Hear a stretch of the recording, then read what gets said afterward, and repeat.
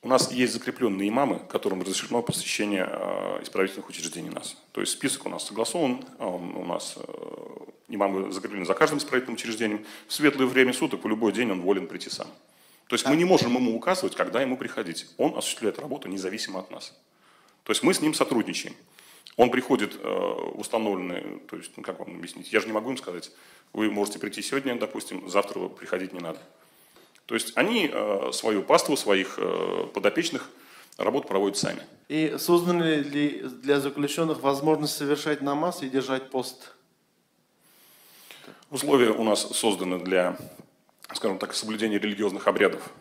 То есть у нас есть и мечети, у нас есть и церкви, у нас осужденные, то есть те, кто хочет, могут соблюдать религиозные обряды в соответствии с канонами.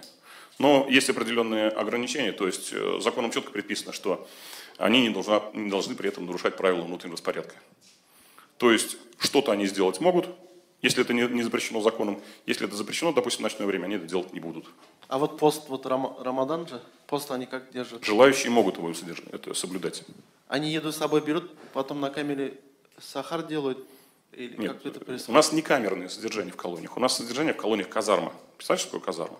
То есть это большое помещение, в котором установлены двухъярусные кровати. Из этого помещения можно выйти на улицу, которая огорожена небольшим таким забором. Вот. То есть они могут выйти сюда. Мечети у нас расположены в исправительном учреждении немножко отдельно стоящие. То есть все делается под надзором администрации. Питание у нас, пищу, они могут принимать в столовое учреждение, где для них и готовятся ифтары. То есть лица, которые соблюдают пост, они под контролем администрации проходят в мечеть, соблюдают религиозные обряды, проходят в столовую, принимают пищу и отправляются снова в свой отряд.